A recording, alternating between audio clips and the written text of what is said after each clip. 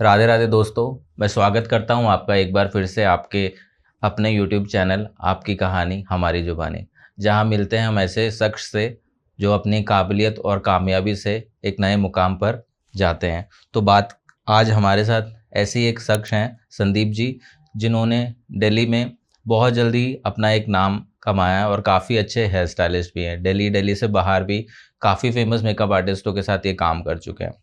तो सबसे पहले संदीप जी, आपका बहुत बहुत धन्यवाद हमारे पॉडकास्ट में आने के लिए। Thank you so much. तो सर, बहुत सुना था आपके बारे में और फाइनली आप हमारे लिए आए, तो ये बहुत बड़ी बात है सर हमारे लिए। सेम यार। तो संदीप जी, सबसे पहले तो मैं आपसे, जैसे मैं हर किसी गेस्ट से पूछता हूँ, तो सबसे पहले तो मैं आपकी जर्नी जानना चाहूँगा कि आपकी जर्नी कैसे रही। मतलब ये क्योंकि जहाँ तक मैंने आपको देखा है कि आप फ्रीलांस करते हो और एक सैलून ओनर भी हो, जी। तो ये कितना मुश्किल होता है इन दोनों चीज़ों को बैलेंस करना सर? मुश्किल तो मैं नहीं कहूँगा कि मुश्किल होता है, बट इसमें सबसे बस प्लस पॉइंट जो होता है वो होता है आपका टीम वर्क। आपके पास अगर टीम है ना तो आप सब कुछ कर सकते हो। तो मेरी जो भी मैंने ये एज ए फ्रीलांसर भी मैं कर रहा हूँ या मैं एज ए सैलून भी रन कर रहा हूँ, विदाउट टीम मैं कुछ नहीं हूँ। ये सिर्फ टीम की वजह से ही है जो कुछ मैं कर पा रहा हूँ, क्योंकि आप अकेले आदमी, आप अकेला इतना कुछ नहीं कर पाओगे। तो मैं इसमें सबसे ज़्यादा थैंक्स अपनी टीम को बोलना चाहूँगा, जो कि मेरे को सपोर्ट करते हैं और मेरे लिए इतना आगे काम करते हैं। तो मेरे लिए वो बेटर है, तभी मैं एज ए दोनों चीज़ मैनेज कर पा रहा हूँ। नहीं तो मैं अकेला ये सब कुछ नहीं कर पाता। तो मेरी टीम के बिना मैं कुछ भी नहीं हूँ। बिल्कुल सर, बिल्कुल सही बात है कि टीम बहुत इंपॉर्टेंट रोल अदा करती है। तो सर, ये तो रहा। एक और चीज मुझे जो पूछना है आपसे, एक सक्सेसफुल सलून चलाने के लिए सबसे इम्पोर्टेंट चीज क्या होती है? लोकेशन होती है या फिर सर्विस होती है या मार्केटिंग होती है सर? ये बहुत अच्छा सवाल आपने पूछा मुझसे, बट मैं एक चीज़ बहुत क्लियर करना चाहूँगा आप लोग को। मार्केटिंग बहुत ज़रूरी है, एक लोकेशन भी बहुत ज़रूरी है, बट अगर आपके पास अच्छा स्टाफ नहीं है ना, तो आप कितना अच्छा इन्वेस्ट कर लीजिए या कितना अच्छा लोकेशन में खड़ा कर बना लीजिए सैलून को, या कुछ भी कर लीजिए, बिना अच्छा स्टाफ के बिना आप सैलून रन नहीं कर सकते। मैंने देखा है कि काफ़ी लोग हैं जो लाखों में इन्वेस्ट करते हैं सैलून बनाने में, लाखों रुपए खर्च करते हैं, अच्छी लोकेशन पे, प्राइम लोकेशन पे लोग बनाते हैं, मार्केटिंग पे इन्वेस्ट करते हैं, मगर स्टाफ पे इन्वेस्ट नहीं करते। मतलब कि उनकी मेंटालिटी ऐसे ही है कि हमारा क्लाइंट ऐसे वो चमक धमक देख के आएगा या अच्छी लोकेशन पे हो गया तो आएगा। क्लाइंट आपके पास एक बार आएगा जरूर, मगर आपका पास स्टाफ अगर ट्रेन नहीं है तो आप नहीं सर्वाइव कर पाओगे। आप कितना इन्वेस्ट कीजिए, कितनी अच्छी लोकेशन पे खोए, कितनी अच्छी मार्केटिंग कर लीजिए, क्लाइंट एक बार आएगा जरूर, मगर अगर आपका सर्विस अगर अच्छी नहीं हुई ना, यानी स्टाफ आपका एक्सपीरियंस नहीं रहा, तो आप नहीं सर्वाइव कर पाओगे। तो मेरा मेन इंपॉर्टेंट है कि आप जितना अच्छा इन्वेस्ट कर रहे हो अपने सैलून को बनाने के लिए, उतना इन्वेस्ट अपने स्टाफ पे भी करो। अच्छा वेल ट्रेन स्टाफ हायर कीजिए, देन आपका सैलून अच्छा से रन करेगा।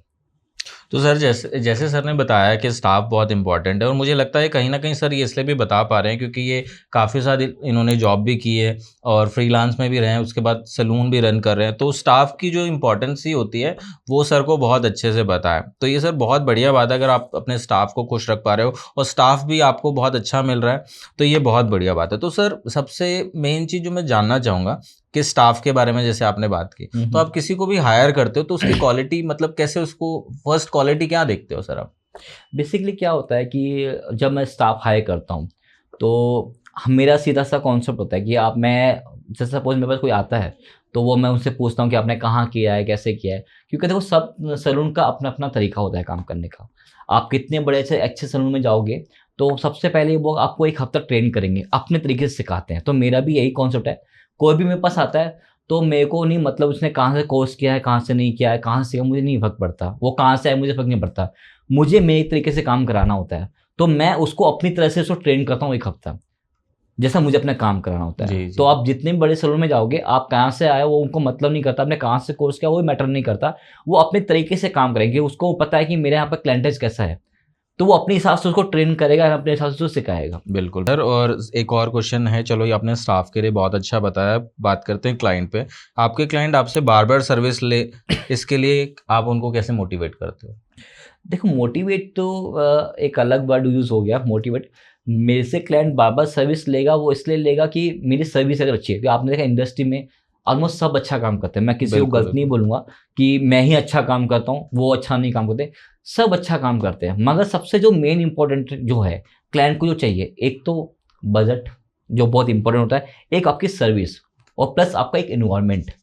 अगर आपका एनवायरनमेंट फ्रेंडली है ना, तो क्लाइंट आपका विजिट जरूर करेगा। काम सब कर रहे हैं, मगर आप क्लाइंट को किस तरह से ग्रैब कर पा रहे हो, कितना होल्ड कर पा रहे हो अपनी सर्विस से, अपने एनवायरनमेंट से, अपनी बातों से, अपनी काम से, तो ही क्लाइंट आपके पास रिपीट होगा। अदरवाइज क्लाइंट रिपीट नहीं होगा। क्लाइंट एक बार आएगा जरूर, मगर आपका ये काम के साथ साथ अगर ये चीज़ आपकी नहीं है, हॉस्पिटैलिटी बेसिकली बोलूंगा, वो जी, अगर वो जी। आपकी अच्छी नहीं है, तो क्लाइंट दोबारा नहीं आएगा, क्योंकि काम सब अच्छा कर रहे हैं।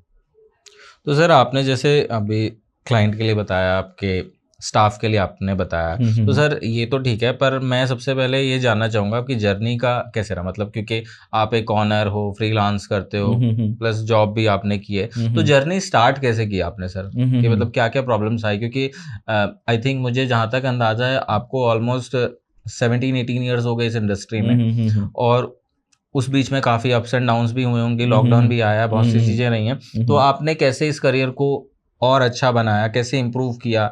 तो आप बेसिकली आपने अपने स्किल्स को कैसे इम्प्रूव किया और स्टार्ट कैसे किया बेसिकली? बेसिकली देखो, मैं अपने एक स्ट्रगल वर्ड यूज़ किया। फ्रैंकली बताऊँ, मैंने इतना स्ट्रगल नहीं किया। रीज़न एक ये है, क्योंकि मेरे साथ में विनोद आर्टिस्ट ही थे, जिनका मैं भाई हूँ, तो उनके साथ में मैंने काम किया, तो मैंने स्ट्रगल तो नहीं किया। और प्लस पॉइंट एक ये भी था कि मैं एज ए सैलून में पहले काम कर रहा था, तो मुझे इस इंडस्ट्री में ज़्यादा टाइम नहीं लगा, क्योंकि मैं पहले से काम कर रहा था।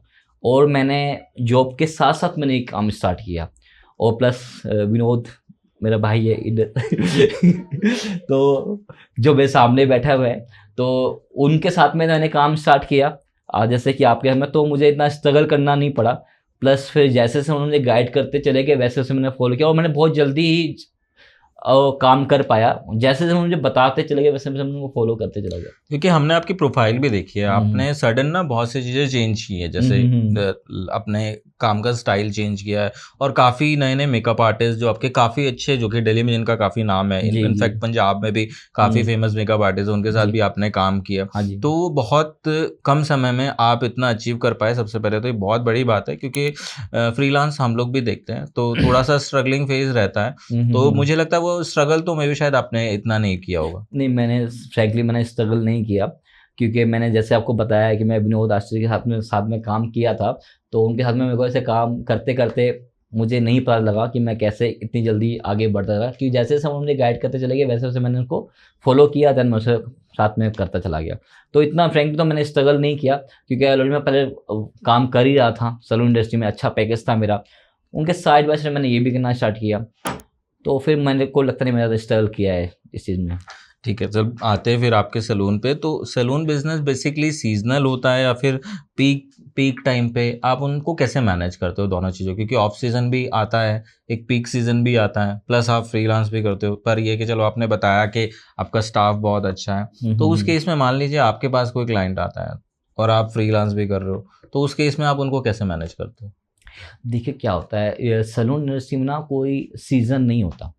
मैं आपको एक चीज़ बता रहा हूँ, रीज़न एक ये है, क्योंकि आजकल ना बहुत बेसिक नीड हो गई है। जैसे कि एक मैनी पेडी एक बेसिक नीड है, बिल्कुल। राइट? वैक्सिंग एक बेसिक नीड है, थ्रेडिंग बेसिक नीड है, हेयर वॉश बेसिक नीड है। तो कुछ सर्विस हमारी ऐसी जो बेसिक नीड है, जो आपको हफ्ते में 15 दिन में लेना ही होता है।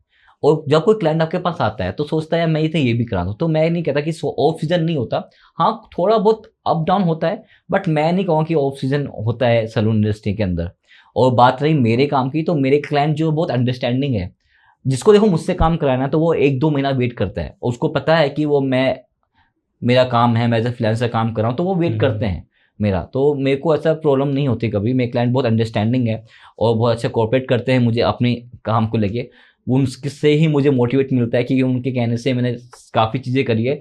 तो मैं उनको भी बहुत थैंक्स करना चाहूँगा कि उनकी वजह से आज मैं यहाँ हूँ। मेरे क्लाइंट की वजह से मैं बोलूँगा मैं भी यहाँ हूँ, कि जब तक बिल्कुल। अगर वो मुझे सपोर्ट नहीं करते, तो मैं यहाँ नहीं होता। तो मैं उनको भी बहुत दिल से थैंक्स बोलना चाहूँगा, क्योंकि वो बहुत कोऑपरेट करते हैं। उनको पता है कि संदीप का बिजी है, तो वो वेट करेंगे। इवन वो टचअप के लिए भी मेरा वेट करते हैं। और बाकी मेरे पास स्टाफ है, अच्छा वेटरन स्टाफ है, वो उनसे भी करा लेते हैं। ऐसा कोई प्रॉब्लम है नहीं कि नहीं कराते, बट ठीक है, मैनेज हो जाता है। बिल्कुल सही है सर। एक और सवाल था मेरा सर आपसे, कि आपके फ्रीलांस जर्नी में सबसे बड़ी चैलेंजेस क्या आता है और आप उसे हैंडल कैसे करते हो?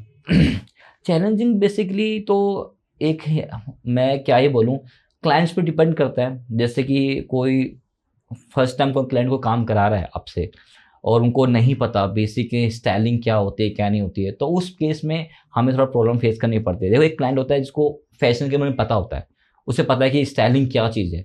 जो फर्स्ट टाइम चीज़ें करा रहा होता है, जिसको पता ही नहीं स्टाइलिंग क्या चीज़ है, उन्होंने सिर्फ इंस्टाग्राम स्क्रॉल किया हुआ है, उन्होंने कोई इमेज देखी है, वो चीज़ देख के वो इंस्पायर होकर बोलते हैं हम पे भी वो चीज़ होगा। ऐसा नहीं होता। देखो सबके फीचर्स अलग अलग होते हैं, सबके बाल का टेक्सचर सबका अलग अलग होता है, तो एक क्लाइंट को अंडरस्टैंड करना पड़ता है कि उसमें वो सेम चीज़ हम कॉपी नहीं कर सकते, हम कॉपी पेस्ट नहीं डाल सकते, बिल्कुल। क्योंकि सबका टेक्सचर बिल्कुल अलग अलग होता है। तो क्लाइंट को जिसको अंडरस्टैंडिंग नहीं है, जिसको समझ में नहीं आता ना कि हमें क्या करना है, तो उसको थोड़ा समझाना बड़ा मुश्किल होता है। तो बस थोड़ा सा ये चीज़ में हमें प्रॉब्लम फेस करनी पड़ती है, अदरवाइज तो सब ओके है। आजकल सबको पता है कि कैसा होता है क्या नहीं होता, तो सब बहुत अच्छे से समझते हैं इस चीज़ को।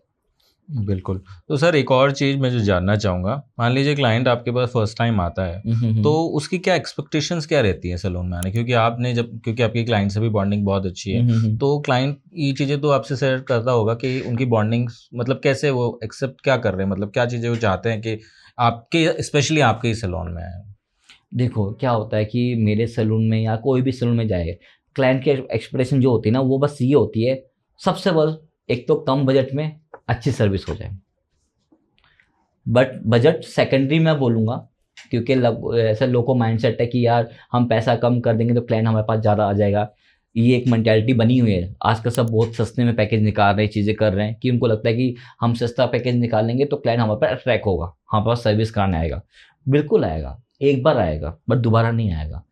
तो आप ये सोचोगे क्लाइंट की आप बजट कम करोगे, आप क्लाइंट आपके पास आ जाएगा फिर वापस, तो ऐसा नहीं है। बजट ठीक है, बजट मैटर करता है, मगर सर्विस उससे ज़्यादा मैटर करती है। क्लाइंट 100-200 हज़ार 2000 पे करने में नहीं वो करता, अगर उसको सर्विस अच्छी मिल रही है तो मेरा भी कॉन्सेप्ट यही है। मैं प्राइस इतना नहीं, मैं मीडियम मैं रखता हूँ कि नहीं, मैं कोई इतना हाई भी नहीं इतना लो भी नहीं है, मीडियम है। और मेन सब है कि मेन आपकी सर्विस बहुत मैटर करती है, और क्लाइंट की एक्सपेक्टेशन ही यही है कि मेरे को सर्विस अच्छी मिले। तो ये जो लोग बोलते हैं कि माइंडसेट लोगों का है, काफ़ी लोगों का, कि हम पैसा कम कर देंगे तो क्लाइंट हमारे पास आ जाएगा, ये टोटल गलत है, पूरा गलत है। ये ऐसा कुछ भी नहीं है। सर्विस आपकी ज़्यादा इंपॉर्टेंट है। बिल्कुल सही बात है। तो सर इसी से मुझे ना एक और क्वेश्चन दिमाग में आया कि जो आजकल जो बिजनेस कार्ड चलते हैं, जैसे डायमंड कार्ड होते हैं, प्लैटिनम होते हैं, या जी फिर जी जी तो बिल्कुल। क्या आप लोग भी इस तरीके की सर्विसेज प्रोवाइड करते हो, या फिर इससे सही में क्या वो अच्छा क्लाइंट मिलता है, या फिर वही है कि जो सिर्फ क्लाइंट, क्योंकि हमने जनरली ये देखा है कि बिजनेस कार्ड बहुत से लोग ऐसे होते हैं कि वो हर किसी सैलून का बिजनेस कार्ड ले लेते हैं बिल्कुल।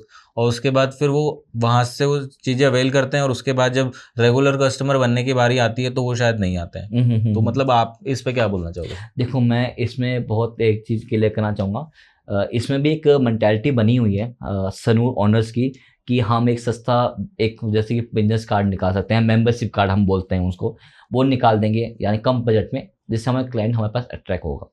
क्लाइंट उस पैकेज को लेता है, ज़रूर लेता है, लेने के बाद उसको सर्विस भी लेता है, मगर हम क्या, स्टाफ की या बाकियों की मेंटालिटी क्या होती है कि ये पैकेज वाला क्लाइंट है, इसको निपटा दो, यानी ऐसे ही वो उसको क्लाइंट को बनाने की कोशिश नहीं करता। बेसिकली क्या होता है, बिजनेस कार्ड हम इसलिए निकालते हैं कि क्लाइंट को बांधने के लिए, कि क्लाइंट हमारे बन जाए। एक पैकेज इसलिए हम बनाते हैं कि क्लाइंट आए, एक पैकेज में अपना पूरी सर्विस करा ले।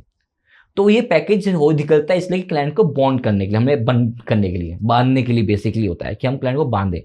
बट कुछ लोग क्या करते हैं, पैकेज का नाम सुनते हैं तो निपटा देते हैं, मतलब कि ऐसी सर्विस देते हैं, वो बांधने की कोशिश नहीं करते। तो ये एक अच्छी चीज़ है क्लाइंट को बांधने के लिए, क्लाइंट बन जाता है उससे, कि देखो एक अमाउंट जब जाता है किसी का क्लाइंट का, तो सोचता है मैं सारा सर्विस वहाँ से ले लूँ, कहीं एक्स्ट्रा नहीं कि मैंने को कहीं से पैसे कहीं और से, तो वो एक बार में एक जगह से सभी सर्विस ले लेता है। तो ये चीज़ अच्छी चीज़ है। बट कुछ लोग इसको मिसयूज़ करते हैं इसका, कि पैकेज का तो नाम सुन के। बेसिकली तो मुझे लगता है, जहाँ तक मैं समझ पा रहा हूँ, तो वहाँ पे गलती जो है, अगर मान लो अगर क्लाइंट आपका वो नहीं बन रहा है, तो वहाँ कहीं ना कहीं गलती स्टाफ की है। बिल्कुल क्योंकि staff की देखो गलती है। ऑनर का काम है क्लाइंट को आप तक लेके आना, एक बिल्कुल सैलून तक लेके आना, उसके बाद आपकी रिस्पॉन्सिबिलिटी बनती है कि आप उसको कैसे कन्वर्ट कराते हो अपने में। बिल्कुल। एक ओनर का, एक मैनेजर का काम होता है कि एक वॉकिंग जनरेट करना आपके सैलून के अंदर, वॉकिंग जनरेट करना ही है, और बाकी सारा काम जो होता है वो स्टाफ का होता है कि वो अपनी सर्विस से क्लाइंट को कितना वो कर रहा है। मैटर नहीं करता कि क्लाइंट थ्रेडिंग कराना है या वैक्सिंग कराना है या कुछ भी कराना है या कुछ छोटी सर्विस कराना है, आप अपना क्या बेस्ट उसको दे सकते हो वो चीज़ है। क्योंकि क्लाइंट जब भी कोई आएगा तो एक बार में आने के बाद तो सीधा 50,000 का 5,000 का पैकेज आपसे नहीं लेगा, वो पहले छोटी सर्विस ही कराएगा आपसे। वो छोटा, वो क्योंकि ट्रायल बेस है उसका, वो फर्स्ट टाइम इतना इन्वेस्ट नहीं करेगा आपके एक सैलून में आके। वो क्यों करेगा? आपको जानता नहीं, पहचानता नहीं, कोई सर्विस नहीं, तो वो इतना इन्वेस्ट क्यों करेगा? तो वो छोटा पैकेज ही लेगा या छोटा सर्विस आपसे कराएगा। अगर वो छोटी सर्विस में आपने उसको खुश कर दिया तो क्लाइंट 100% दोबारा सर्विस आपसे लेने जरूर आएगा, और वो 1 से 2-3 बार आएगा, उसके बाद कहीं वो पैकेज में कन्वर्ट होगा आपका। बट हम क्या सोचते हैं, क्लाइंट एक बार आया उसे काट दो, मतलब उसको अच्छा पैकेज बना लो। उसको पैकेज के लिए फोर्स करना, उसको बोलना बार बार ये सर्विस है, वो सर्विस है, ये सर्विस, क्लाइंट को पता है। बट हम क्लाइंट को इस तरह से बोल के क्लाइंट को वो कर रहे हैं, मतलब क्लाइंट को वो अलग से जो सर्विस लेने आए हैं उसको बार बार उसको पिन कर रहे हैं, चीज़ें कर रहे हैं, तो वो चीज़ उसको नहीं होता। तो क्लाइंट को लगता है कि यार यहाँ पर तो सिर्फ काटने वाले काम कर रहे हैं, यहाँ पर बस ये चीज़ मार्केटिंग चल रही है, यहाँ सर्विस नहीं चल रही, यहाँ पर सिर्फ अपने पैकेज बेचने वाले काम चल रहे हैं। तो वो चीज़ मेरे को लगता है गलत है। पर संदीप सर, इसमें एक चीज़ मुझे जो लगता है कि ये कहीं ना कहीं स्टाफ जो इतना मतलब बहुत ज़्यादा पिच करता है क्लाइंट को, तो कहीं ना कहीं उन पे वो चीज़ का प्रेशर भी तो होता होगा कि उनको अपना टारगेट पूरा करना हो। तो ऐसा कोई, आप भी कोई ऐसा टारगेट रखते हो अपने स्टाफ के लिए कि वो मतलब ऑब्वियसली जिसने टारगेट पूरा नहीं किया होगा तो उसके लिए तो एक वो होगा ना कि हाँ मैं हर क्लाइंट को 5,000 10,000 की सर्विस अवेल करा ही दूँ। बिल्कुल बिल्कुल बिल्कुल। तो इसमें तो स्टाफ कहाँ, मतलब मुझे तो बिल्कुल गलत आपने नहीं सही बोला। लगता। देखो क्या होता है कि सब सैलून में ना स्टाफ के एक परसेंटेज होता है, ठीक है, सेल होता है कि आपको इतना सेल को इतना परसेंटेज मिलता है। वो हर एक सैलून में होता है, मेरे सैलून में भी होता है। मगर मेरा सा सीधा सा कॉन्सेप्ट ये है कि आप किसी को क्लाइंट को फोर्स नहीं करना। क्लाइंट को अपनी सर्विस के बारे में बताना जरूरी है कि आपको पता होना चाहिए, क्लाइंट को पता होना चाहिए कि हमारे यहाँ पे क्या क्या सर्विस होती है और हम क्या क्या करते हैं। बट उसका मन करेगा तो वो लेगा। बट आपके पास जो क्लाइंट आ रहा है ना, आप उसको अपना बेस्ट दीजिए, लेना लेना उसका काम है, आप बताना जरूरी है। देखो मैं भी बोलता हूँ मेरे क्लाइंट को, आप में सर मेरे सैलून में हाइड्रा फेशियल है, मेरे सैलून में ये पैकेज में, तब तक क्लाइंट को हम नहीं बताएंगे, क्लाइंट को नहीं पता कि हमारे पास और भी सर्विसेज है। तो बताना बहुत जरूरी है, मगर बताने में और फोर्स करने में डिफरेंस होता है। आप फोर्स नहीं कर सकते किसी को। तो मेरे यहाँ पे ऐसा फोर्स वाला सिस्टम नहीं है, हम बिल्कुल बताते हैं, प्रॉपर हमारे मैनेजमेंट है, पूरा समझाते हैं, चीज़ें होती है। वो क्लाइंट पे है कि उसको लेना नहीं ना, वो उस पर डिपेंड करता है। बट हाँ कि फोर्स नहीं करते हम किसी क्लाइंट। नहीं, बिल्कुल सही बात है। और एक और सर मुझे पूछना है, आज के टाइम पे जैसे फ्रेंचाइजी मॉडल चल रहा है और सेल्फ सैलून अगर आप रन कर रहे हो तो बेटर क्या है दोनों में से? देखो डिपेंड करता है। अगर देखो आपके पास पैसा है तो आप फ्रेंचाइज लीजिए, ठीक है। आपको लगता है कि नहीं यार मुझे अपने नाम से अपना ब्रांड बनाना है, तो आप अपना ब्रांड से करिए। फ्रेंचाइजी में एक ये होता है कि एक नाम के साथ में आपका होता है। जैसे सब हमने लुक्स का पर लिया, तो लुक्स का नाम लेके क्लाइंट आपके पास आएगा, मगर आपको ये चीज़ समझना पड़ेगा कि वहाँ पर जो काम कर रहा है वो स्टाफ काम कर रहा है, ओनर नहीं काम कर रहा। बिल्कुल बिल्कुल। राइट। तो मेरे को ये ऐसा लगता है पर्सनली, मैं समझता हूँ, मैंने काफ़ी ब्रांड में काम किया है काफ़ी जगह। तो एक सैलून ना ब्रांड नहीं चलाता, आपका स्टाफ चलाता है। तो आपका ये है कि आपका खुद का नाम से अपना रखिए। ब्रांड कोई मैटर नहीं करता, ब्रांड आपका स्टाफ भी आपका ब्रांड बनाता है, आप खुद ब्रांड बनाते हो अपने सैलून को। तो मैटर है कि आप अपने स्टाफ को, अपनी चीज़ को वेल अच्छा रखिए, अच्छी वो कीजिए, तो वो मैटर करता है बस आपको। तो ठीक है सर, बहुत से सैलून्स में कभी कभी ऐसा भी होता होगा कि किसी क्लाइंट का काम खराब हो जाता होगा, क्लाइंट बहुत एंग्री भी होता होगा तो बिल्कुल उस होता है। केस में आपका स्टाफ या आपका मैनेजर उसको कैसे हैंडल करता है? देखो इस चीज़ में सब पर डिपेंड होता है कि उसका क्या सर्विस है, क्या सर्विस नहीं है। तो आजकल मोस्टली हम क्या आता है उसको फ्री सर्विस प्रोवाइड कर देते हैं कि मैम आप फेस फाइल ले लीजिए, मैम आप फेशियल ले लीजिए, आप जो भी है कोई भी सर्विस है वो दे दें। बट ऐसा देखो नहीं होना चाहिए। ऐसा होता है तो कि कुछ भी काम खराब हो गया, देखो वो करता है, डिपेंड करता है कि क्लाइंट किस वजह से आपसे नाराज़ हो रहे हैं। मेरे को जहाँ लगता है या तो प्राइसिंग के लिए हो गया, या आपकी सर्विस आपको अच्छी नहीं लगी है, या आपका कुछ भी इफेक्ट कोई भी हो सकता है काम वो आपका। तो बहुत सारे रीज़न होते हैं ना करने, कोई तो क्लाइंट तो बिना वजह ही हो जाता है। तो वो चीज़ डिपेंड करता है कि आपका क्लाइंट किस वजह से नाराज़ हो रहा है, किस वजह से नहीं हो रहा, तो वो अलग चीज़ है। जैसे सर आपने अभी अपने क्लाइंट के बारे में बताया, फ्रेंचाइजी मॉडल के बारे में भी आपने बताया, तो सर आजकल वैसे भी इंस्टाग्राम, सोशल मीडिया बहुत ज़्यादा रोल है, तो सैलून के लिए कैसे काम करते हैं बेसिकली? क्या आप इसमें ऐड वगैरह रन करते हो? तो इंस्टाग्राम पे लोग कैसे आपको देखें? बेसिकली ना मैं मेटा, आपने देखा मेटा एड्स, आपने सुना होगा जी। मेरे उसके थ्रू मैं एड्स रन करता हूँ, और वो बहुत बेनिफिशियल भी होता है, और उससे काफ़ी क्लाइंट भी आपको मिलता है। तो बेटर है। और बाकी इंस्टा देखो आज के टाइम पे सबसे बेस्ट ऑप्शन इंस्टा है आपकी बिजनेस के पर्पज से देखा जाए तो। इंस्टा बेस्ट ऑप्शन है। आप अच्छे अच्छे रील्स निकाल लीजिए, कंटेंट अच्छा होना चाहिए आपका, तो डेफिनेटली आपके पास क्लाइंट आता है। क्योंकि आज के टाइम पे फिर 99% आपकी जो इंडस्ट्री है वो इंस्टा पर है। आपको कुछ भी सेल करना हो, कोई भी चीज़ करना हो, आपका बस कंटेंट अच्छा होना चाहिए, आप इजीली ग्रो कर सकते हो। तो मैं तो बोलूँगा कि आप मेटा ऐड हो गया आपका, इंस्टा हो गया, आप जितना उस पे अपने आप को प्रोफाइल को दिखाओगे, अपने आप को दिखाओगे, 100% आपके पास काम आएगा। बिल्कुल सही बात है। वैसे भी इंस्टाग्राम आजकल बहुत ज़्यादा ट्रेंड में है और बिल्कुल। नए-नए फीचर्स भी इसमें आ रहे हैं। तो सर आपने इतने साल काम किया है, अच्छे सारे अप्स एंड डाउन्स आपने देखे हैं, तो आगे के 5 साल का फ्यूचर आप सैलून में क्या देखते हो सर? फ्यूचर देखो सैलून में तो बहुत अच्छा होने वाला है। जैसे कि अगर मैं आपको बताना चाहूँ कि आज की डेट में रोज़ ही सैलून ओपन हो रहे हैं, रोज़ बंद हो रहे हैं। क्योंकि कुछ मोस्टली लोग की जो मेंटालिटी अभी है कि सैलून इंडस्ट्री में बहुत पैसा है। ठीक है, बिल्कुल पैसा है, 100% पैसा है, मगर अगर आप खुद से आपको नॉलेज नहीं है, आप खुद को आपको काम नहीं आता, तो मैं तो आपको सजेस्ट करूँ कि आप ना ही ओपन करो। क्योंकि देखिए दूर दिखने में तो लगता है कि ये बहुत अच्छा अर्न कर रहे हैं, चीज़ें कर रहे हैं, बट इसका ना नेगेटिव पॉइंट दोनों पॉइंट है। मैंने देखे हैं काफ़ी मेरे फ्रेंड्स वगैरह हैं, उन्होंने अपने सैलून ओपन किए हैं और उन्होंने बंद भी कर दिए हैं। रीज़न एक ये है क्योंकि नॉलेज नहीं है, उनको नहीं पता कि काम कैसा है, वो टोटल डिपेंड हो गए हैं स्टाफ के ऊपर। आज की डेट में अगर मैं सैलून भी रन कर रहा हूँ, मैं चीज़ें, क्योंकि मुझे खुद काम आता है। अगर इन केस मेरे पास कोई हो ना स्टाफ, तो मैं अकेला अपना सैलून को रन कर सकता हूँ, चला सकता हूँ। तो मैं तो यही सजेस्ट करूँगा आपको कि पहले खुद से सीखो, अच्छे से अपने को नॉलेज लें, उसके बाद आप प्लान करो। और आने वाले फ्यूचर में अगर मैं बात करूँ 5 साल या 10 साल में, तो ये इंडस्ट्री बहुत ग्रो करने वाली है। आपने देखा है कि काफ़ी आप ऑनलाइन भी चल रहा है, जैसे मैडम हो गया, काफ़ी ऐप हैं जो आजकल सर्विस प्रोवाइड कर रहे हैं। उसके बावजूद भी सैलून में भीड़ है, क्योंकि कुछ सर्विस ऐसी है जो क्लाइंट अपने घर पे नहीं ले सकता। बिल्कुल। बेसिक चीज़ तो आप सर घर पे नहीं आप ले सकते हो, मगर कुछ सर्विस ऐसी आप सैलून में ही आपको आना पड़ेगा, और क्लाइंट कंफर्टेबली ही सैलून में होता है। तो सैलून जो है, आप कितने ही कितने भी ऐप आ जाए, कोई भी सर्विस आप, तो एंड ऑफ आपको सैलून आपका नहीं होने वाला। मतलब ये हमेशा ही चलने वाली चीज़ है और ये चलता रहेगा, बट डिपेंड करता है कि आप किस तरह से चलाते हो। बिल्कुल सही बात है। सर हमारे लास्ट गेस्ट आए थे एक, उनसे भी मैंने ये क्वेश्चन पूछा था और आपसे भी ये क्वेश्चन पूछूंगा। कितने सारे सैलून्स आजकल खुल रहे हैं, फिर बंद भी होते हैं, तो इसका क्या रीज़न है कि इतने सैलून्स बंद हो जाते हैं हर साल? क्योंकि मैं देखता हूँ कि सैलून्स इतने ओपन हुए, उससे ज़्यादा बंद हो गए, तो इसका मेन रीज़न क्या है, क्यों बंद हो रहे हैं? मैंने आपको बोला ना, मेन रीज़न एक यही है कि जैसे कि मैंने सैलून रन किए, मैं चला रहा हूँ सैलून, मेरे को देखी देख मेरे फ्रेंड भी बोले यार ये तो कमा रहा है, मेरे को भी चलो खोलना चाहिए, मैं भी कमा लूँगा। तो उसने मेरा देखी देखी खोल लिया, बट उसको नहीं पता कि मेरे को एक्सपीरियंस कितना है। उसने वो चीज़ नहीं देखा, उसने सिर्फ देखा कि इनकम सोर्स देखा उसने मेरा।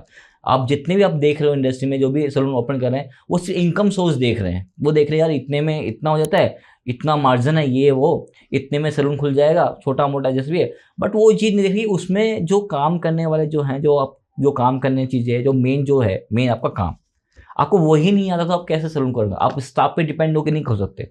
देखो स्टाफ आपका रीढ़ की हड्डी है, ज़रूरी है, एक बैकबोन है आपका स्टाफ, मगर ठीक है, मगर आपको खुद को अगर नॉलेज नहीं ना, तो स्टाफ आपको बेवकूफ़ ना देगा। तो आप क्या है कि यही चीज़ें हो रही है, लोग कॉपी कर रहे हैं। इसने खोला तो मैं भी खोल लेता हूँ। आपने 10-15 लाख रुपए का लोन ले लिया या 10 लाख रुपए आपने इन्वेस्ट कर दिया, उसके बाद क्या? अब बैकअप प्लान आपका नहीं है ना, तो मैं तो आपको सजेस्ट आप सैलून मत खोलिए। बैकअप प्लान होना बहुत ज़रूरी है। आपने क्या, सपोज़ मैंने क्या 10 लाख का लोन लिया, मैंने सैलून खुल गया 10 लाख में मैंने पूरा लगा दिया, उसके बाद क्या? स्टाफ की सैलरी है, रेंट है, प्रोडक्ट है, उसके लिए भी तो पैसा चाहिए ना आपको। तो बैकअप प्लान होना बहुत ज़रूरी है। तो लोग का बिना बैकअप प्लान के एक अमाउंट ले लेते हैं और देन खोल देते हैं, उसके बाद 6 मंथ के बाद वो बंद कर देते हैं। तो यही रीज़न है जो सैलून खुल रहे हैं और बंद हो रहे हैं। एक यही रीज़न सबसे बड़ा मैं आपको बोलूँगा। बाकी आपको नॉलेज है तो आप बिल्कुल खोलिए, बट और अगर सर बैकअप भी है तो बिल्कुल भी। जी, बिल्कुल सही बात है। इसमें एक और चीज़ मुझे आपसे पूछनी थी। मान लीजिए जैसे आपने बोला कि अगर सैलून खोलना है तो आपको प्रॉपर एक नॉलेज, मतलब पहले आपको काम आना चाहिए। बिल्कुल। मान लीजिए कोई एक ऐसी एज में सैलून खोलना चाहता है कि जहाँ पे वो काम नहीं कर सकता, मतलब एक इन्वेस्टमेंट के पर्पज़ से वो खोलना चाहता है या एक सेकंड इनकम के लिए खोलना चाहता है। पर उसके बाद इतना समय तो नहीं है कि वो जाके पहले 5-7 साल जॉब करे या फिर कहीं किसी के अंडर काम करे। तो उनको आप कैसे सजेस्ट करना तो चाहोगे? उसके लिए मैं आपको बेस्ट बोलूँगा कि आप एक मैनेजर हायर कीजिए अपने बिहाफ पर, जो आपको प्रॉपर आपके बिहाफ पर एक मैनेजर हायर कीजिए, और स्टाफ को ये पता होना चाहिए कि आप ओनर हो। अगर स्टाफ को जिस दिन पता लगेगा कि आपको काम नहीं आता तो क्लाइंट स्टाफ को बेवकूफ ना देगा। एक मैनेजर हाई कीजिए जो ट्रस्ट हो, जिसको पता हो, जिसको अच्छी नॉलेज हो, उस पर आप डिपेंड करें, आप उसको दे दीजिए 50% पे दे दीजिए आपको कि भाई इतना परसेंट पे आप काम करो और आधा आपका आधा मेरा, तब वो काम करेगी, अदर वो भी काम नहीं करेगी। तो बेसिकली नॉलेज होना बहुत जरूरी है इस इंडस्ट्री में। अगर नॉलेज नहीं है तो आप नहीं सर्वाइव कर पाओगे। बिल्कुल सही बात है। और जितने भी लोग हमारा पॉडकास्ट देख रहे हैं तो जिनके भी क्योंकि ये सैलून को लेके बहुत मिथ्स थे, तो इसलिए हमने संदीप सर को भी इनवाइट किया ताकि काफ़ी चीज़ें हम उनसे क्लियर कर पाएँ कि अगर आपको सैलून खोलना है तो आपको एटलीस्ट नॉलेज होनी चाहिए, आपका स्टाफ बहुत अच्छा होना चाहिए। तो स्टाफ के लिए सर मैं एक और चीज़ पूछना चाहूँगा, जैसे आप स्टाफ के लिए बहुत ज़्यादा बोल रहे हो तो आई होप आपका स्टाफ बहुत अच्छा होगा। स्टाफ मुझे लगता है ऑलमोस्ट ये मान लीजिए कि जैसे आपने बोला बैकबोन होती है, तो वही आपकी बैकबोन को जब आप एक स्किल पे बात आती है तो आप उसको कैसे डेवलप करते हो उनकी, मतलब क्या ट्रेनिंग प्रोवाइड करते हो, क्योंकि वो तो बहुत ज़रूरी है, क्योंकि हर 6 महीने में या 3 महीने में तो चीज़ें चेंज होती जाती हैं, प्रोडक्ट चेंज हो जाते हैं, सारी चीज़ें होती हैं, तो उस केस में आप उनको कैसे अपडेट रख पाते हो सर? देखिए उस केस में क्या होता है, अगर मैं अपनी बात करूं, मैं आज भी सीखता हूं। आज कोई भी मार्केट में कुछ चीज़ नहीं आती है, मैं जाके क्लास लेके आता हूँ, ठीक है। और बात रही मेरे स्टाफ की, मैं लॉरियल का प्रोडक्ट यूज़ करता हूँ। लॉरियल अपने जो भी प्रोडक्ट यूज़ करते हैं अपने बंदों को ट्रेनिंग प्रोवाइड करते हैं। हर हफ्ते लॉरियल की ट्रेनिंग होती है, मैं अपने स्टाफ को वहाँ पर भेजता हूँ। कुछ भी नया लॉन्च होगा तो लॉरियल वाले बुलाते हैं, आपको बाई द फ़ोन करेंगे, बट आप उसके प्रोडक्ट यूज़ कर रहे हो तो। अगर प्रोडक्ट यूज़ नहीं किया तो आप फ़ोन नहीं करेंगे। बट अब क्या हो रहा है सलून में, मिक्सिंग चल रहा है कि लॉरियल के नाम पे कुछ भी बेच रहे हैं, डब्बा कोई और होता है, चीज़ें कुछ और होती है, तो सब कुछ चल रहा है। तो अगर आपको अच्छा सैलून रन करना है तो आपको ये चीज़ होना चाहिए, आप प्रॉपर ब्रांड के साथ टाइप होना चाहिए आपका। मेरा जैसे लॉरियल से मैं टाइप है मेरा, तो मेरे पास फ़ोन आते हैं, मेरे पास पूरे आके आके चेक करते हैं वो लोग, मेरे स्टाफ को ट्रेनिंग भी देते हैं वो लोग, तो मेरा को ट्रेनिंग वहाँ से मिल जाता है। जो भी नया भी प्रोडक्ट लॉन्च हो रहा है तो वो आके वो लोग मुझे ट्रेनिंग प्रोवाइड करता है। अगर मेरा स्टाफ इन केस कभी नहीं जाता क्योंकि काम की वजह से नहीं है, तो वो स्पेशली मेरे सैलून में आके उसको आके डेमो दे के जाते हैं वो लोग। तो मेरे तो यही है। तो ये तो सर वैसे होगा ना कि अगर आप अच्छा ब्रांड यूज़ कर रहे हो तो वो ब्रांड ऑब्वियसली चाहेगा कि आपको उसकी प्रॉपर नॉलेज हो। बिल्कुल। तो ये तो सर ब्रांड की बात हो गई कि आजकल हम लोग देखते हैं बहुत ज़्यादा ऑर्गेनिक चीज़ें चल रही हैं, हम इंस्टाग्राम पे भी काफ़ी देखते हैं कि ऑर्गेनिक बहुत आ गया है। तो क्या ऑर्गेनिक आप लोग भी यूज़ करते हो कोई ऑर्गेनिक प्रोडक्ट्स? देखो बेसिकली मैं क्या हूँ, मैं ऑर्गेनिक पे काम नहीं करता। मेरे पास जो क्लाइंट आता है, क्लाइंट बोलता है कि भैया मैं वो केले लगा लूँ, अंडे लगा लूँ, या ये चीज़ें लगा दूँ, या मेरे बाल ये ठीक हो, तो मैं, क्योंकि देखो मेरे को उस चीज़ की नॉलेज नहीं है, फ्रैंकली मैं क्लाइंट को बोलता हूँ, मेरे को इस चीज़ की नॉलेज नहीं है। मैं कोई डॉक्टर भी नहीं हूँ, मैं एक सिंपल सा हेयर स्टाइलिस्ट हूँ। अभी मोस्टली सैलून में क्या होता है कि आपको क्लाइंट के पास आ जाता है, क्लाइंट को बोलते हैं कि आपका हेयर फॉल हो रहा है जी, हमारा ये सेटिंग लीजिए, आपका हेयर फॉल आ जाएगा या आपका बाल उग जाएंगे। क्योंकि मैं एक चीज़ बोलना चाहूँगा सबको कि हम हेयर ड्रेसर्स हैं, हम कोई डॉक्टर्स नहीं हैं। हम सिर्फ बाल का ट्रीटमेंट करते हैं। ट्रीटमेंट जैसे कि आपके बाल ड्राई हैं, ऑयली है, फ्रिजी है, हम उसका ट्रीटमेंट करेंगे। ट्रीटमेंट भी कैसे, हम आपको प्रोडक्ट सेल करेंगे, यानी आपको हाई ड्राई शैम्पू के लिए ड्राई है कि ड्राई शैम्पू यूज़ करेंगे, फिजिकली दूसरा शैम्पू प्रोवाइड करेंगे। बेसिकली क्या होता है, मैं आपको इसे बताऊँ कि जो हमारे बालों की रिक्वायरमेंट है वो सिर्फ एक अच्छी शैम्पू कंडीशनर की रिक्वायरमेंट होती है। आप अंडा दही कुछ भी लगा लो, आपके बालों को कोई काम करने नहीं वाला। ऑर्गेनिक चीज नहीं होती। आप बोलेंगे कि पिछले वाले टाइम पे तो लोग कुछ भी यूज़ नहीं करते थे, सब बोलते हैं कि मेरे दादा दादी तो तेल लगाते थे, कुछ नहीं हुआ। वो तेल से नहीं हुआ, वो उनके डाइट था उनका, वो बिल्कुल। इन्वायरमेंट ऐसा था उस समय, वहाँ पर चीज़ें अलग थी, तो इसकी वजह से वो उनका हेल्दी चीज़ की वजह से उनके बाल भी हेल्दी थे, वो आज भी उनके बाल हेल्दी थे। तो आज की जनरेशन के हिसाब से तो आप उनसे कंपेयर नहीं कर सकते। तो हम डॉक्टर नहीं हैं, हम ट्रीटमेंट आपके बालों को नहीं उगा सकते। हम बेसिकली नॉर्मल ट्रीटमेंट्स करते हैं, हेयर स्पा वगैरह करते हैं, जो नॉर्मल आपके बाल को मॉइस्चर प्रोवाइड करते हैं। एक नॉर्मल डीप कंडीशनिंग हो गया, हम ये चीज़ करते हैं। हम ट्रीटमेंट्स बोले कि हम आपके टेक्सचर को चेंज करते हैं। किसी के बाल बहुत कर्ली हेयर है, हम उसको केमिकल से स्ट्रेट कर देंगे, हम टेक्सचर चेंज कर देंगे। हम बालों को नहीं उगा सकते, मतलब हम बालों को नहीं रीग्रोथ कर सकते, वो आपकी जेनेटिक है, या आपके आपके डाइट से आपके बाल आएगा, कि कोई भी चीज़ आपके बालों के अंदर नहीं जाता। बट इसमें एक सर ये भी एक चीज़ है कि बहुत से सैलून्स में हमने देखा है कि हेयर हेयर ट्रीटमेंट्स चलते हैं, हेयर बिल्कुल फॉल के लिए चलते हैं, बिल्कुल चलते हैं। तो वो और हर्बल भी चलते हैं बहुत ज़्यादा, क्योंकि आजकल लोग ज़्यादा ऑर्गेनिक को बहुत ज़्यादा प्रमोट कर रहे हैं। तो इसमें हेयर ट्रीटमेंट के लिए मुझे आप ये बताइए कि हेयर ट्रीटमेंट में सच मतलब जो सैलून में कराते हैं वो सच में वर्क करता है या नहीं करता? और उसके अलावा एक और चीज़ मैं पूछना चाहूँगा कि मेरे जो लास्ट गेस्ट थे, उन्होंने ऑयलिंग को लेके बहुत ज़्यादा बोला था कि ऑयलिंग करनी चाहिए, पुराने टाइम पे लोग ऑयलिंग करते थे।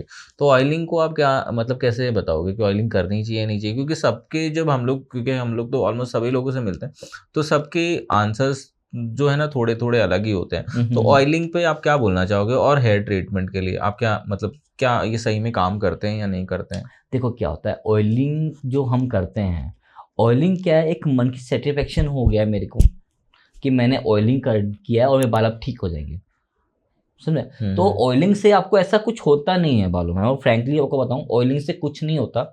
क्योंकि देखो आपके बालों में, जो हमारे बालों में 3 लेयर होती है, क्यूटिकल्स, कॉर्टेक्स, मेडुला, राइट। जी। जो भी प्रोटीन हमारे बालों के अंदर होता है वो कॉर्टेक्स लेयर में होता है, सेकंड लेयर जिसे हम कहते हैं। अब क्या होता है कि हम जो ऑयलिंग कर रहे हैं, ऑयलिंग करने के बाद वो स्कैल्प में जा रहा है, मतलब वो बालों के अंदर नहीं जा रहा, वो स्कैल्प के अंदर भी नहीं जा रहा है। कि लोग को क्लाइंट की मेंटालिटी है कि मैंने ऑयलिंग किया तो बालों के अंदर जाके वो रीग्रोथ कर देगा।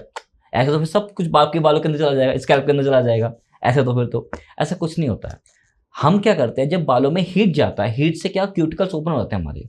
क्यूटिकल जब जैसे बालों के ऊपर ओपन है तो कोटेक्स लेयर में जाके हम लोग जो भी डीप कंडीशनिंग वगैरह लगाते जो हैं कलर वो है ऐसा फिर सारे प्रोडक्ट बेसिकली कोटेक्स लेयर में ही कोटेक्स होते लेयर हैं, में डिपॉजिट कोटेक्स होते हैं। डिपोट। तो उसमें आगे डिपोट होता है जाके वो चीज, ठीक है। तो ऐसा ऑयलिंग में से कुछ होता ही नहीं है कि जिससे क्या हो कि बालों के क्यूटिकल्स ओपन होके वो उसमें जाके बालों में जा रहा है, या आपके स्कैल्प का पोर्स ओपन हो गया तो बाल के अंदर, ऐसा कुछ नहीं होता। ऑयलिंग अगर आप करते हो, ऑयलिंग कीजिए, मैं नहीं बोलूँगा कि नॉर्मल नरिशमेंट आपको देगा, नरिशमेंट आपको देता है ऑयलिंग करने से, मगर वो वर्थफुल नहीं है। मतलब ऐसा कुछ नहीं कि आपको वो बहुत अच्छा रिजल्ट देगा, ऐसा कुछ नहीं है। बट ऑयलिंग ऑयलिंग करने से, आप ऑयलिंग करोगे, ऑयल को निकालने से 2 से 3 बार शैम्पू करोगे, 2-3 बार शैम्पू करने से क्यूटिकल आपका ओपन हो जाएगा, बाल और ड्राई हो जाएगा आपका। और अगर इनकेस अगर बाल में ऑयल नहीं निकला, जैसे ही आप बाहर जाओगे, जो भी जितना वेटेस आपके स्कैल्प के अंदर जाए, स्कैल्प पे लग जाएगा, वो जम जाएगा। जैसे जम जाएगा तो वो डैंड्रफ बन जाएगा। डैंड्रफ क्या करता है, आपके जो जड़ों को वीक करता है, तो उससे आपका हेयर फॉल स्टार्ट हो जाएगा। ये रीज़न है। तो ऐसा कुछ होता नहीं है ऑयलिंग करने से, तो मैं रिकमेंड नहीं करूँगा कि आप ऑयलिंग कीजिए। सबसे बेस्ट सिंपल है, आप फेस स्पा लीजिए। जब तक कोई भी चीज़ आप बालों में कर रहे हो, जब तक उसमें प्रॉपर क्यूटिकल्स ओपन नहीं होगा। क्यूटिकल्स हमारे पानी से भी ओपन हो जाता है, जो हमारे हाश पानी हम यूज़ करते हैं उससे भी हमारा, आप देखो, आप जैसे भी आप बीच पे जाते हो, बीच पे आप नहाने जा रहे हो, तो जैसे आप बाहर निकलो आपके बाल कितने ड्राई हो जाते हैं। क्या आपको, क्योंकि वो इतना खारा पानी से आपके बालों के क्यूटिकल सारे ऊपर होंगे, जितना मॉइस्चर सब निकल गया बालों का, इसका बाल ड्राई हो गया आपका, बहुत फ्रिजी हो गया आपका। ये इस रीजन से है। तो क्यूटिकल्स क्या किस कैसे भी बाल जैसे बाहर निकलो, धूप से भी होगा क्यूटिकल बनाता है। एक छोटा सा एग्जांपल आपको मैं दूंगा, आपने रोड साइड में देखा होगा जो लेबर्स काम कर रहे होते हैं हमारे, आपने कभी उनके हेयर कभी नोटिस किए हैं, बाल वो उनके बहुत ज्यादा हार्ड होते हैं और ब्राउन ब्राउन शेड होता है, ब्लॉन्ड शेड होता है उनका, तो वो तो कलर नहीं कराते। रीजन उससे कहते हैं नेचुरल पीलैटिंग कहते हैं इसे।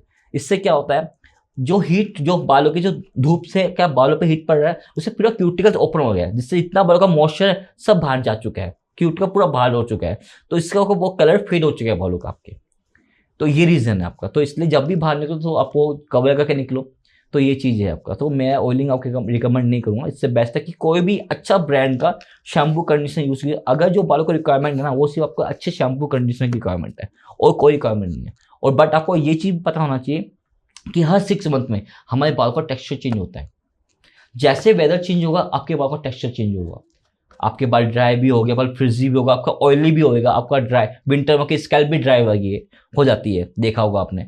तो ये सब चीज है, जैसे जैसे वेदर चेंज होगा आपके बालों का टेक्सचर चेंज होगा, और उसके हिसाब से आपको शैम्पू भी चेंज करना पड़ेगा। क्योंकि हमारे 6 महीने में आपके बाल का कंडीशन अलग होती है, फिर अलग होती है, फिर अलग होती है। मतलब जैसे जैसे वेदर चेंज आपकी कंडीशन बालों की चेंज होती चली जाएगी। तो ये प्रॉब्लम मेरे पास काफ़ी ज़्यादा है। मेरे पास क्या है, मेरा मेन क्या है, मेरे पास इतने अच्छे क्लाइंट इसलिए बने कि मैं ना उनको बहुत सही गाइडेंस देता हूँ कि एक्चुअली क्या करना चाहिए, और वो मेरी बात को फॉलो भी करते हैं। मेरे पास डॉक्टर्स भी आते हैं, मेरे क्लाइंट काफ़ी अच्छे हैं जो इतने सालों से काम कर रहे हैं, चीज़ें उनके हाथ में चल रही है। तो मैं उनको सही रिकमेंड करता हूँ कि आपको कैसे कैसे वो करना है। तो हर 6 मंथ में मैं बोलो, मैं कैरेटिन भी करता हूँ, मैं स्मूथनिंग भी करता हूँ, मैं कलर भी करता हूँ। लोग की मेंटालिटी की कलर करने से बाल डैमेज हो जाते हैं। मेरे से कितने क्लाइंट्स हैं जिनको मैं सालों से 25-30 साल से मैं उनको कलर कर रहा हूँ, या बालों में उनके बाल बिल्कुल डैमेज नहीं है, आज भी उनके बाल सही है। क्योंकि देखो प्रॉपर क्या है, आप क्लाइंट क्या करता है, कोई भी केमिकल करा लेता है, ठीक है, अभी स्मूथनिंग करा लिया, सब कुछ भी करा लिया, बट क्या कुछ टाइम के लिए वो उसने जो आपने रिकमेंड किया वो शैम्पू यूज़ किया, उसके बाद वो भूल गया, छोड़ दिया उसने, वो नहीं करेगा, उसने लगता है 2 महीने किया उसका तो बाल ठीक हो गया। नहीं, आपने एक बार बालों को कर दिया, वो आपको रेगुलर चलेगा, जब तक आपके बाल का रिक्वायरमेंट है उसके साथ शैम्पू चेंज चलता रहेगा आपका, फिर आपको उसका फिर वापस चेंज होगा, तो आपको जैसे जैसे आपको सर्विस चेंज होगी वैसे आपका शैम्पू चेंज होता चला रहेगा, ये चीज़ है आपका। तो बेसिकली जब वेदर चेंज होता है तो उसके बाद से आपको शैम्पू या फिर अपने हेयर केयर भी चेंज बिल्कुल करने चेंज, होते आपने हैं। देखा जैसे जो आपकी बॉडी भी चेंज होती है, आपकी स्किन भी ऑयली हो जाती है, विंटर्स में ड्राई स्किन होती है, तो वेदर के हिसाब से हमारे पूरी बॉडी चेंज हो जाती है, तो उसके हिसाब से हमारे बाल भी वैसे हिसाब से चलते हैं। बिल्कुल सही बात है सर। और बेसिकली कहीं ना कहीं जैसे सर ने बोला कि डाइट बहुत मेन रोल सबसे करती मेन है, डाइट रोल तो करता है, डाइट आप अगर अच्छी रखो तो आपके हेयर हेल्दी रहेंगे, स्किन हेल्दी अच्छी हेल्दी रहेगी। रहेगी। बेसिकली क्या होता है कि हम जैसे सलून एज ए सलून वाले के हम क्या जाते हैं एड्रेस, हम क्या करते हैं, हम आपको गाइड कर सकते हैं कि आप अपने शैम्पू पे ये यूज़ करो ये करो, क्योंकि हम डॉक्टर्स नहीं हैं, हम आपके बालों को नहीं कर सकते, या जो डॉक्टर बन रहे हैं बैठ के कह रहे कि हम आपके ये कर देंगे, तो वो गलत है। आप किसी को मिसगाइड मत कीजिए, किसी भी क्लाइंट को मिसगाइड मत करो, आपको जो आप कर सकते हो आप ट्रीटमेंट कीजिए। आप ट्रीटमेंट भी क्या, ड्राई का हेयर का कर सकते हो, आप कंडीशनिंग कर सकते हो, आप बालों को वो चीज़ भी, आप किसी को मिसगाइड मत कीजिए कि आप नहीं हम आपके बालों को ले आएंगे, ये चीज़ें करनी है, आप ये चीज़ तो गलत है मेरे हिसाब से। तो बेसिकली जितना मैं समझ में आया हूँ सर, तो जो भी हेयर हमें जो सामने से दिख रहा है आप उसका ट्रीटमेंट कर सकते हो, ना कि आप स्कैल्प का। स्कैल्प का स्कैल्प आपकी जैसी है वो आप अपनी डाइट से उसको बेटर बना सकते बेटर हो, बना सकते हो। ठीक है। बाकी अगर कोई ये बोले कि स्कैल्प ट्रीटमेंट है, हेयर फॉल ट्रीटमेंट है, तो वो सिर्फ कोई वो बहुत ज़्यादा रिलायबल मुझे लगता है नहीं, क्योंकि हम लोग भी काफ़ी सैलून में ये चीज़ें देखते थे कि हेयर ट्रीटमेंट्स होते थे। मैं खुद भी इनफैक्ट क्योंकि सैलून में मैंने काम किया हुआ है, हम भी जी। काफ़ी ट्रीटमेंट देते, तो बहुत ज़्यादा रिजल्ट तो हमें भी कोई नहीं मिला। नहीं मिला। एट लास्ट में जाके फिर उनको वो खुद ही सेटिस्फेक्शन आती थी कि हाँ हेयर फॉल की प्रॉब्लम्स अभी आप मेरे देख साथ रहे हो, है। आपने सुना होगा कि कैराटिन हो गया, बोटॉक्स हो गया, नैनोप्लास्टिक हुआ, काफ़ी चल रहा है और इन कुछ सालों से काफ़ी इनमें भी है, लोग करा भी रहे हैं। इसका एक रीज़न ये है कि पहले क्या था, पहले लोगों ने बहुत केमिकल किया, हमने सब केमिकल किया, केमिकल करते प्रोटेक्शन नहीं था कुछ, सिर्फ हेयर स्पा ही चल रहा था प्रोटेक्शन के नाम पे। तो अब क्या है, लोगों को लगा कि नहीं यार ट्रीटमेंट, तो उन्होंने कैराटिन निकाल दिया। कैराटिन एक हमारे बालों की रिक्वायरमेंट है, कैराटिन से ही हमारे बाल बनते हैं, नाखून बनते हैं, हमारे चीज़ें हैं, हमारी बॉडी की बहुत नीड्स कैराटिन से बोला है। तो कैराटिन क्या हम खा तो सकते नहीं, तो उन्होंने एक फॉर्म बना दिया कैराटिन का, एक ट्रीटमेंट बना दिया जिसको हमें अपना। कैराटिन क्या करता है, सिर्फ आपके बालों को टेक्सचर को मेंटेन करता है, आपके टेक्सचर को मेंटेन करेगा, स्ट्रेट नहीं करेगा, स्ट्रेट नहीं करता, टेक्सचर को मेंटेन करेगा वो। अब क्या हुआ, क्लाइंट की रिक्वायरमेंट क्या है, ये सब क्लाइंट की रिक्वायरमेंट का सिस्टम हो रहा है, एक चेन बनती है। अब पहले क्लाइंट की रिक्वायरमेंट थी बाल ड्राई हो रहे हैं, अब ड्राई, आप क्या करें हेयर स्पा से रिजल्ट नहीं आ रहा, तो क्या किया, कैराटिन निकाल दिया, कैराटिन से ओके सब कुछ बढ़िया। अब क्लाइंट की रिक्वायरमेंट है यह बाल स्ट्रेट भी नहीं हो रहे, तो बोटॉक्स निकाल दिया। अब बोटॉक्स निकाल दिया, बोटॉक्स थोड़ा स्ट्रेट भी कर रहा है बालों को अपने, कि वो कोटेक्स पे काम कर रहा है। अब ठीक है, वो 60-40% स्ट्रेट कर रहा है, देन क्लाइंट को उससे भी सेटिस्फेक्शन नहीं हुआ, अब क्या निकाला, अब नैनोप्लास्टिक निकाल दिया। अब नैनोप्लास्टिक कहता है वो 80-90% स्ट्रेट करता है, बट डिपेंड करता है बाल को टेक्सचर के ऊपर, टेक्सचर कैसा है। अगर बाल ज़्यादा कर्ली हेयर है तो नैनोप्लास्टिक भी काम नहीं करेगा आपके बालों में। बेसिकली ये जो ट्रीटमेंट्स है ना, ये क्या करता है कि बालों को भी लेमिनेशन क्रिएट करता है, आपके बालों के अंदर काम नहीं करता, आपके अंदर डिपोजिट नहीं हो रहा, वो कोई केमिकल नहीं है जो कि क्यूटिकल्स को ओपन करके आपके कोटे समय का जैसे स्मूथनिंग में हमने देखा है, आपके बॉन्ड ब्रेक किया जाता है। फर्स्ट आपके बॉन्ड को ब्रेक करते हैं, देन इसको आयनिंग करते हैं, फिर फिक्सर लगाते हैं, स्ट्रेट कर देते हैं। बट ये जो ट्रीटमेंट है ये क्या करता है, बालों के ऊपर लेमिनेशन क्रिएट कर रहा है, जिससे क्या होता है कि आपने कभी नोटिस किया होगा, जब भी आप नहा के आते हो, वॉश करके आते हो, तो आपके बाल स्ट्रेट रहता है, स्ट्रेट फॉल करता है। रीजन क्या है कि बाल पानी का वेट है, बालों में पानी है, पानी का वेट के साथ स्ट्रेट फॉल कर रहा है। सेम यही रीजन है, कैराटिन का क्या है, लेमिनेशन क्रिएट कर रहा है आपके बालों पर, जिससे कि वजह से आपके बाल स्ट्रेट फॉल कर रहे हैं। और ये क्या है, आपके वॉश टू वॉश निकल जाता है, ये हार्डली तो मुझे हाँ सर यही पूछना था, जैसे आपने बोला कि बालों पे एक लेमिनेशन हो जाती है, वो लेमिनेशन कितने टाइम में फेड आउट हो जाती है? जी हाँ, ये 30 से 40 वॉश तक डिपेंड हो जाती है, 30 to 40 वॉश तक ये स्टे करती है। यूजुअली कितने टाइम में वॉश करना चाहिए वीक में? डिपेंड करता है कि आपका बालों का क्या है, जैसे बहुत ज़्यादा बहुत एक्सेस में ऑयल निकलता है तो आपको ट्वाइस ए वीक यूज़ कर सकते हो, या हफ्ते में 2 बार या 3 बार यूज़ होता है। बट ये है कि मैं आपके बाल में ऑयल नहीं आना चाहिए, आपके बाल में डस्ट नहीं आना चाहिए, जैसे आपको लगे सेम टाइम आपको वॉश करना चाहिए। बट इसमें एक ये भी है, आप ज़्यादा कोई हार्ड शैम्पू यूज़ करोगे तो वो चीज़ जल्दी निकल जाएगी। आप सल्फर फ्री शैम्पू यूज़ करोगे तो आपके बालों में वो मेंटेन रखेगा, वो जल्दी से आपके बालों को वॉश आउट नहीं करेगा केराटिन को। तो यही चीज़ एक मैटर करता है। बहुत से क्लाइंट बोलते हैं कि मैंने केराटिन कराया, मैंने बोला मैं तो जल्दी निकल गया। रीज़न क्या है, उन्होंने क्या शैम्पू यूज़ किया वो नहीं बताएंगे आपको। सही शैम्पू यूज़ नहीं किया उन्होंने कोई भी हार्ड शैम्पू यूज़ कर लिया या जैसे डव का या जो भी यूज़ किया, उससे वो जल्दी निकल जाता है। इसकी वजह से 2-3 महीने में ही निकल जाएगा वो। और ये क्लाइंट को समझना पड़ेगा, ये ट्रीटमेंट है, ये आपके बालों को कोई केमिकल नहीं कर रहे हम, ये ट्रीटमेंट है जिससे आपके बालों को एक प्रोटीन दे रहा है, मॉइस्चर क्रिएट कर रहे हैं। ये आर्टिफिशियल मॉइस्चर क्रिएट हो रहा है, आपको बहुत दे रहे हैं हम लोग, आर्टिफिशियल शाइन क्रिएट कर रहे हैं हम लोग आपके बालों में बेसिकली। तो ये चीज़ एक है। तो ये क्लाइंट को समझना पड़ेगा कि ये चीज़ एक लंबा प्रोसेस है और उसको हमें मेंटेन लेके चलना पड़ेगा, क्योंकि स्मूथनिंग से बाल डैमेज होता है, आपको पता है। स्मूथनिंग है, स्मूथनिंग बेसिकली मैं आपको एक चीज़ और क्लियर कराऊंगा। आपके मैंने देखा था आपके बोलकर में स्मूथनिंग का, आपने पूछा था कि एक कैराटिन, हाँ मेरे एक गेस्ट आए थे हाँ exactly. तो एक आपने पूछा था कि कैराटिन में मैंने पूछा था कि रिबॉन्डिंग स्मूथनिंग कैराटिन में और ये सब में डिफरेंस क्या है। बेसिकली उन्होंने कहा कोई डिफरेंस नहीं, ऐसा नहीं है, डिफरेंस है, तब भी ये अलग अलग है। डिफरेंस क्या है, डिफरेंस बेसिकली क्या है मैं आपको बताता हूँ। स्मूथनिंग जो है वो आपके बालों को नेचुरल स्टेट करता है, प्रोडक्ट सेम है, उन्होंने बिल्कुल कहा, सही कहा, प्रोडक्ट बिल्कुल सेम होता है, बट टेक्निक अलग हो जाती है। टेक्निक जैसे कि स्मूथनिंग हमने क्यों किया, अभी ये भी क्लाइंट की रिक्वायरमेंट के हिसाब से बनाया हमने। बोलो क्लाइंट के हिसाब से, एक अभी रिबॉन्डिंग क्या करता है, बाल को फोकस स्टेट कर रहा है। अब क्लाइंट की रिक्वायरमेंट क्या है, मुझे यार वो चिपके हुए बाल नहीं चाहिए, मैं क्या करूँ, तो क्या किया, स्मूथनिंग निकाल दिया। स्मूथनिंग क्या करता है, बट स्मूथनिंग अगर मैं बताऊं, स्मूथनिंग में आयनिंग नहीं होती कभी भी, बट हेयर ड्रेसर अपने हिसाब से कुछ भी कर लेते हैं, राइट। बट अगर एक्चुअल में देखा जाए स्मूथनिंग आपका बॉन्ड ब्रेक करेंगे, और भी 60-40% बॉन्ड ब्रेक होता है। आपके बाल को ड्राई किया जाता है, ड्रायर से फिर उसके बाद फिक्सर लगा के छोड़ता है, जैसे कि नेचुरली आपका बाल फ्लो करे। किसको ज़्यादा स्ट्रेट लुक नहीं चाहिए, नेचुरली वाला स्ट्रेट चाहिए, जैसा ब्लो ड्राई लुक, तो वो स्मूथनिंग है। रिबॉन्डिंग में प्रॉपर स्टेट 100% बॉन्ड ब्रेक करना पड़ेगा आपके बालों को, देन उसके बाद आपके बाल को प्रॉपर स्ट्रेट किया जाएगा। उस केस में क्या है, स्ट्रेट के चक्कर में बाल डैमेज होता था, क्योंकि बहुत स्ट्रेट करना होता था, काफ़ी हीट यूज़ करना होता था, तो इसके वजह से बाल डैमेज होता था। तो इसलिए उसने स्मूथनिंग निकाला। तो स्मूथनिंग और रिबॉन्डिंग में बहुत डिफरेंस है, मगर सब एक जैसे ही कर रहे हैं, सब वही कॉन्सेप्ट पे काम कर रहे हैं।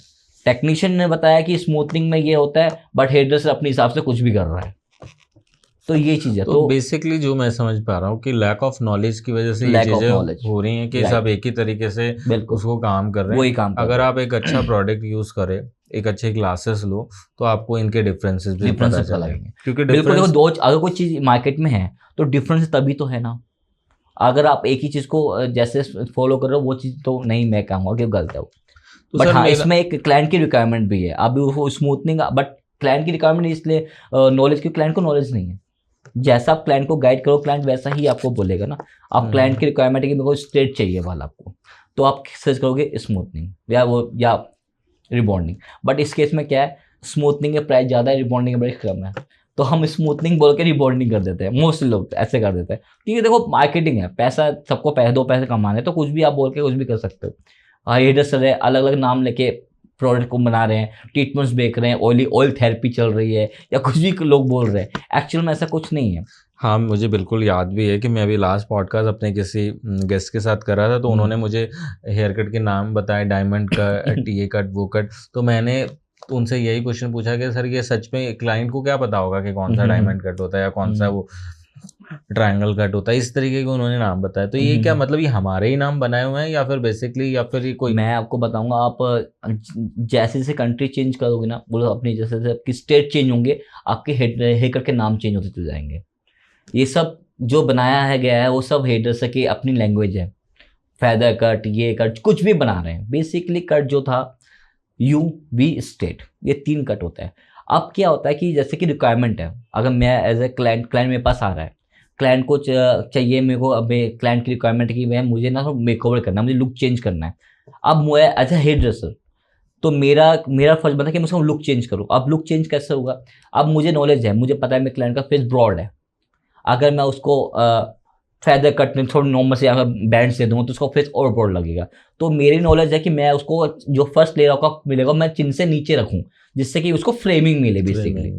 तो फ्रेमिंग के लिए नहीं, तो ये मेरी नॉलेज है कि मैं उसको कैसे उसका लुक चेंज करता हूँ। अगर क्लाइंट का बहुत पतला बाल है, बहुत हल्का बाल है, तो मुझे उसको बाउंस देना है, तो उसमें मैं क्या करूँ, मैं क्या करूँ, उसको लेंथ भी मेंटेन करना है और उसको बाउंस भी चाहिए। तो मैं क्या करूँगा, लेंथ उसको मेंटेन, तो इस क्राउन को चॉप कर दूंगा, जिससे कि मेरे को ये चीज़ शॉर्ट हो गई बाउंस क्लाइंट में और लेंथ में नहीं मेंटेन हो जाए। तो ये तो खुद की क्रिएटिविटी होती है कि आप क्लाइंट को किस तरह से कर रहे हो, बट आप मिसगाइड नहीं कर सकते कि आपको ये भी कट वो भी कट, ये ऐसा कुछ नहीं होता। आपको क्या है कि आपको मेकओवर करना है बेसिकली क्लाइंट का, क्योंकि आप एक हेयर स्टाइलिस्ट हो, आपका काम है आर्ट, आपको मेकओवर करना है बेसिकली, आपको कैसे को करना है काम। तो ये चीज़ है। आप बहुत से क्लाइंट आर्टिस्ट बोलते हैं कि मैम आपका तो बाल पतला है, आपके तो सर पे बाल कम है, आपके तो यहाँ पर बाल कम है। वो क्लाइंट को पता है, वो क्लाइंट को पता है, तब क्लाइंट आपके पास आया है, क्योंकि आप हेयर ड्रेसर हो, आप आर्टिस्ट हो।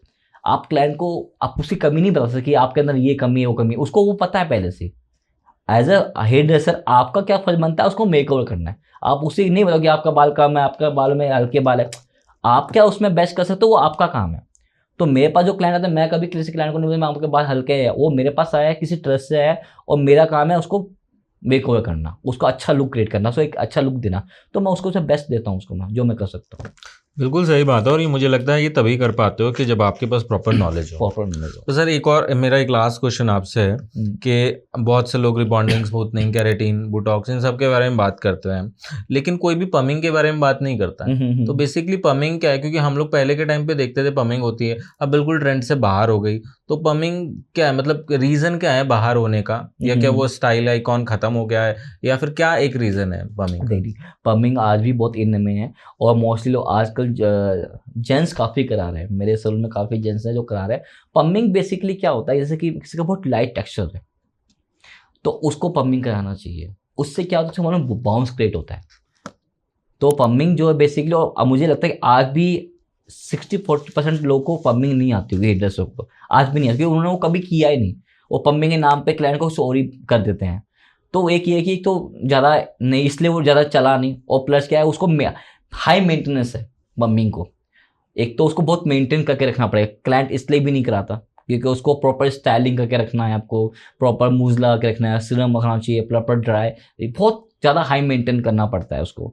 और प्लस हर कोई बंदा कैरी भी नहीं कर पाता है, क्योंकि पम्मिंग जो है अलग लुक है, आपको उसके हिसाब से आउटफिट भी वैसा कैरी करना पड़ेगा आपको बेसिकली, क्योंकि पम्मिंग एक अलग हाई फैशन वाले में आता है। तो उसके हिसाब से आपको आउटफिट आएगा, आप सूट सलवार पहन के पम्मिंग कराओ तो आप अच्छे नहीं लगोगे, आपको थोड़ा सा मॉडल उसमें लुक में आना पड़ेगा। बेसिकली जहाँ तक मैंने क्योंकि पमिंग का मैंने भी देखा है, पमिंग बेसिकली वो लोग ज़्यादा कराएं जिनके हेयर शॉर्ट हो।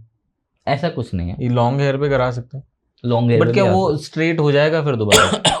बिल्कुल होगा, बट जैसे कि क्या स्टेट में किस पर्पस बोल रहा हूँ, मतलब जैसे मान लीजिए किसी भी मेरी क्लाइंट है, उन्होंने पमिंग करानी है, बट उनको भी 3 महीने बाद किसी फंक्शन में जाना है, वहाँ पे उन्होंने स्ट्रेट लुक रखना है, तो वो स्ट्रेटिंग करा सकते हैं उस केस में? नहीं करा सकते हैं, बट फिर वो बाल खराब हो जाएगा आपका, बट वो इतना प्रॉपर फ्लो अच्छा लुक नहीं आएगा जो उनको चाहिए होगा। स्ट्रेटिंग हो जाएगी, बट वो टेम्परेरी कुछ टाइम के बहुत जल्दी खुल भी जाएगी उनकी स्ट्रेटिंग।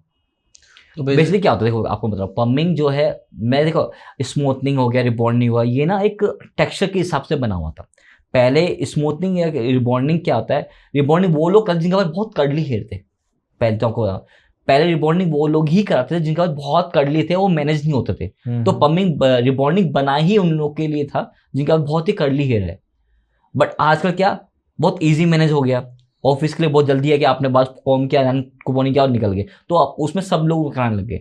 पम्मिंग बेसिकली क्या उनके लिए जिनके पास बहुत लाइट टेक्सचर है, जिनके पास बहुत हल्का बाल है, उनसे कराने से क्या तो उनके बालों में बाउंस आ जाता है, एक अच्छी स्टाइल मिल जाता है, बट हर कोई कैरी नहीं कर पाता उस चीज़ को। तो इसलिए लोग कम ही अवॉइड करते हैं कि कम ही कराए इसको।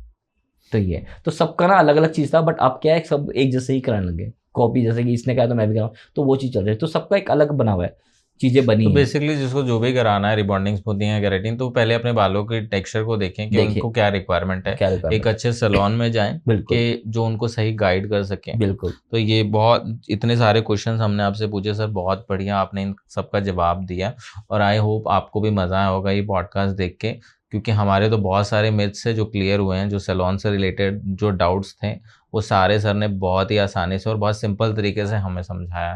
तो Sandeep ji, thank you so much हमारे पॉडकास्ट में आने के लिए और ये इतनी सारी इन्फॉर्मेशन हमें देने के लिए। अगर आपका कोई भी क्वेश्चन है तो आप हमें कमेंट सेक्शन में ज़रूर लिखिए, हम जो भी होगा हम उसको, अगर हमें लगा तो हम संदीप सर को दोबारा बुलाएंगे और आपके डाउट्स क्लियर करेंगे। बाकी संदीप सर से विदा लेते हैं, और Sandeep sir thank you so much कि आप हमें टाइम दिया। My pleasure. और आप सभी को राधे राधे।